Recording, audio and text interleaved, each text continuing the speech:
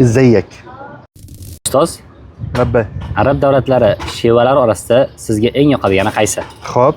Misr yoki Birlashgan Arab Amirliklari? Birlashgan Arab Amirliklariga hali borish nasib qilmadi. Misr deyman. Yaman yoki Iroq? Yaman fushaga yaqinroq. Iroq shevasi haqida ham video qilgandim. Hol-ahvol so'raganda shironak deyshadi deb. Shirin til, shirin sheva, shuning uchun Iroq shevasi. Saudiya Arabistoni yoki Marokash? Marokashni fransuzcha bilan aralashib ketgan, ancha buzilgan deb eshitgan edim, qanchalik to'g'ri bilmadim. Shuning uchun Saudiya deyman. Jazoir yoki Suriya? Jazoirda ham xuddi shu Marokashga o'xshash voqeani eshitganman. Shuning uchun Suriya. Keyingi bosqichga keldik. Misr yoki Iroq? O'zim hozir Misrda yashayotganim uchun Misr. Saudiya yoki Suriya?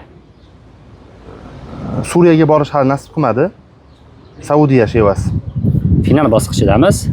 Saudiya yoki Misr? Biz qaysi sheva sizga yoqadi degan savolga javob qidiryapmiz. Fushaga qaysinisi yaqinroq degan savol masa? Ha, shunaqa. Sizga qaysinisi yoqadi? Misr shevasi. Misr shevasida o'ziga xos bo'lgan birorta ibora ayting. ازيك.